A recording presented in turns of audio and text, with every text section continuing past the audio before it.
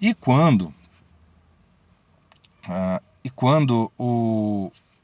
eu faço uma oferenda pedindo o malefício para alguém, eu não quero que a pessoa saiba o que eu estou fazendo.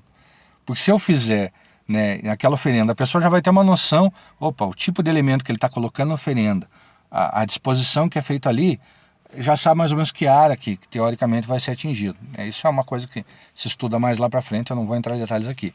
Mas a questão é, se a pessoa tem noção, né, de, poxa, está sendo feito um negócio para o mal ali, então pode ser para mim. Né? Quem faz algo para o mal não quer que os outros vejam. Então ele vai fazer aonde? Vai fazer escondido, vai fazer geralmente durante a noite, em local mais afastado, ou seja, vai fazer as escuras, no sentido de que os outros não veem. Então aí que está a distinção entre magia branca e magia negra. A magia branca em benefício dos outros, a magia negra no sentido de fazer escondido porque provavelmente está pedindo malefício. Né? E isso não tem a ver com cor da pele, isso não tem a ver com racismo. Né? Infelizmente algumas pessoas com pouco conhecimento da história das religiões, né, acabam levando para esse lado, acabam dizendo que é racismo, que é isso, mas não é. Tá? Então aí que vem esse conceito, magia branca e magia negra. Bom, basicamente é isso a religião afro lá na sua origem. Tá? Aí o que acontece? Os africanos foram escravizados, eles foram trazidos do Brasil, foram cristianizados à força. Eles foram obrigados a acreditar ou seguir ou serem devotos da fé cristã católica. Acreditar no Deus Pai, Deus Filho, Deus Espírito Santo, acreditar nos santos, os santos intercessores, assim por diante. E o que aconteceu? Bom, vamos dar um exemplo aqui. Eles têm a orixá, uma orixá feminina chamada Iemanjá, né, dentro da cultura iorubá, que é responsável pelas águas salgadas. Né? Eles não tinham costume de usar imagens dos orixás, não havia esse costume. Para eles, os orixás eram entidades espirituais, então a manifestação deles se dava por incorporação. Então a imagem que eles tinham dos orixás era de um orixá incorporado numa pessoa, então era uma imagem de uma pessoa, mas eles geralmente cobriam o rosto porque o orixá não tem um rosto.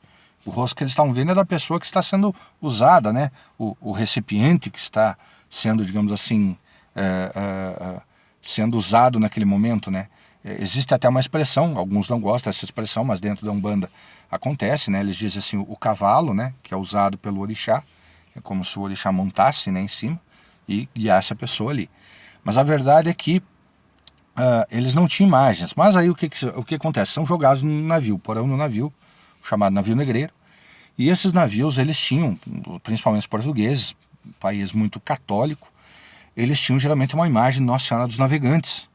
Nossa Senhora dos Navegantes, né, naquela cultura antiga, católica portuguesa, sempre usando um vestido azul, andando sobre as águas. Né? A história de Nossa Senhora dos Navegantes é uma história que talvez outro dia eu conte, mas a verdade é que eles viam essa imagem e eles, os poucos que conseguiam se comunicar com os portugueses, mais ou menos entender o que eles falavam, ou os portugueses que conseguiam, né, eles ficavam curiosos de saber o que é essa imagem, o que é essa mulher. E eles ficavam sabendo, eles eram doutrinados para aprender que aquela imagem, aquela mulher, ela era responsável pelas águas salgadas, porque na cultura católica, né, do conceito digamos assim, dos santos, da intercessão dos santos, Nossa Senhora dos Navegantes, e como imagino que você que está me assistindo deva saber disso, todas as Nossas Senhoras são a mesma, Maria Mãe de Jesus, ela só leva um nome diferente, né, o local onde ela apareceu, Nossa Senhora que apareceu para os navegantes no mar. O mar estava agitado, eles rezaram o terço, rezavam a Maria. Maria apareceu andando sobre as águas, acalmou o mar, eles conseguiram pescar e foram salvos. Aí passou a ser Nossa Senhora que apareceu para os navegantes, Nossa Senhora dos Navegantes. Nossa Senhora que apareceu na cidade de Fátima. Nossa Senhora que apareceu na cidade de Medjugorje. Nossa Senhora que apareceu em Lourdes. Então assim, essas Nossas Senhoras todas são uma só, é Maria Mãe de Jesus. Né? Só que os africanos não tinham noção disso. Então para eles, aquela ali é responsável pelos mares. Então eles vincularam, poxa, nós temos uma orixá responsável pelos mares, Iemanjá.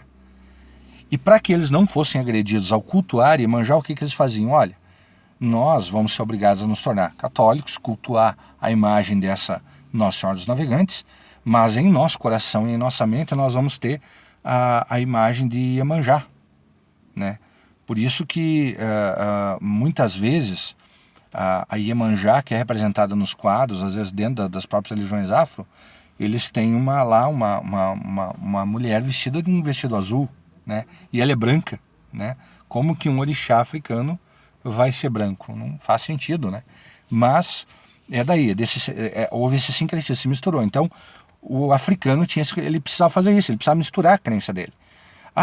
Vocês têm um Deus Pai e um Deus Filho chamado Jesus, que, segundo a Bíblia, através dele tudo foi criado. Bom, na cultura africana, na cultura iorubá, eles aprenderam que Olorum tem um filho chamado Oxalá e através dele tudo foi criado.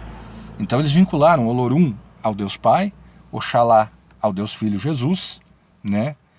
Vocês têm aqui um santo guerreiro, né? Um santo que luta, que lida com a batalha, com a guerra, São Jorge.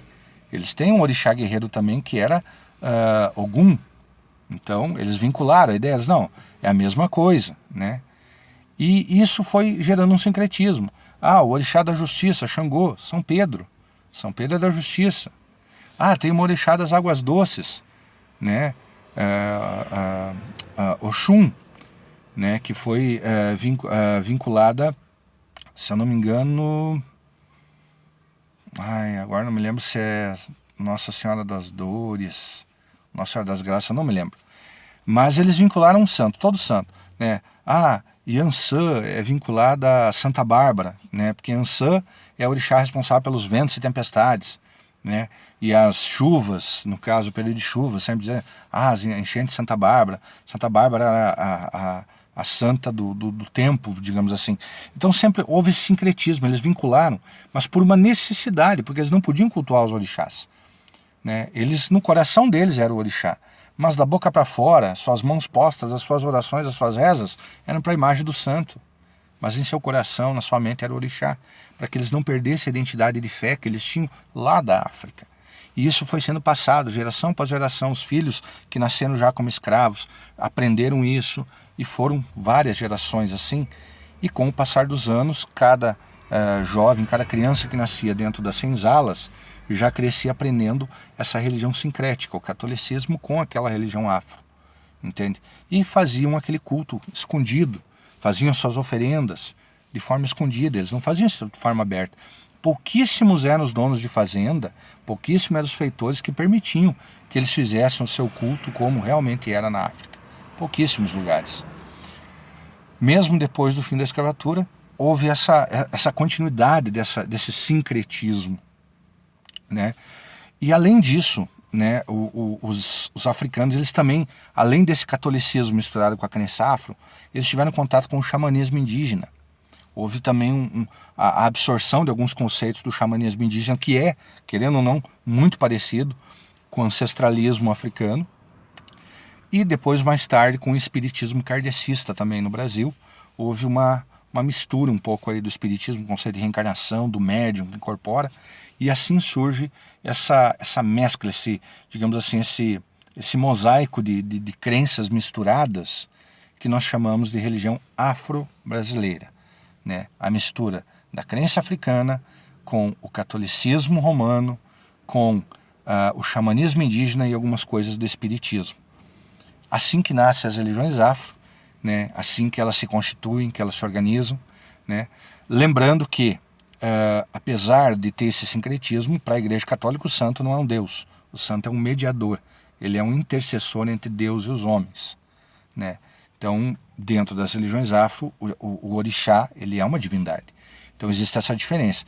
Tanto que depois, quando houve o fim da escravatura, quando os escravos, digamos, os africanos puderam ter a sua fé, a sua crença, digamos, de forma livre, eles mantiveram ainda algumas imagens, as imagens dentro da Umbanda ainda tem as imagens dos santos católicos, sendo chamados pelo nome do orixá, mas a Igreja Católica nunca aceitou esse sincretismo oficialmente, né? Ela tolera, digamos assim, mas ela não aceita. Tanto é que uma imagem, geralmente, na Igreja Católica precisa ser consagrada por um padre, para que ela tenha um valor religioso, espiritual. As imagens que estão dentro da Umbanda, elas dificilmente vão ser imagens consagradas, né? O pessoal da Umbanda vai e compra na loja a imagem e se faz uma consagração, é dentro da própria Umbanda, mas não tem a consagração de um padre. Então, não é aceito oficialmente pela igreja. A igreja tolera, mas não aceita. Mas o conceito desse sincretismo ficou. O candomblé hoje já se afastou desse sincretismo. O candomblé está tentando ser mais africano. Tanto é que já não tem as imagens dos santos, eles não usam mais o conceito de pai de santo, eles preferem usar o termo babalorixá e elorixá, né? Eles não fazem mais esse sincretismo, eles são mais africanos. A Umbanda mantém esse costume até porque ela nasceu aqui, né? Então, basicamente é isso, como surgem as religiões afro. E como que nós vamos trabalhar isso em sala de aula? Bom, primeiro nós precisamos conhecer bem a história. Fiz essa primeira parte aqui, vou falar um pouco mais porque o assunto é bem complexo, tem muitas coisas que nós precisamos entender em relação à oferenda, em relação às práticas, né? Claro, não vou aprofundar muito, até porque senão já não tem tempo para isso. Eu vou ficando por aqui, para que o vídeo não se torne tão extenso e tão cansativo, né? E me aguarde, né? Vou continuar esse assunto aí no próximo vídeo. Que vocês possam todos ter um bom aproveitamento dessas dicas aí, disso que eu estou falando aqui, e possa fazer diferença na sala de aula para vocês, ok? Um abraço aí, tudo de bom. Tchau, tchau.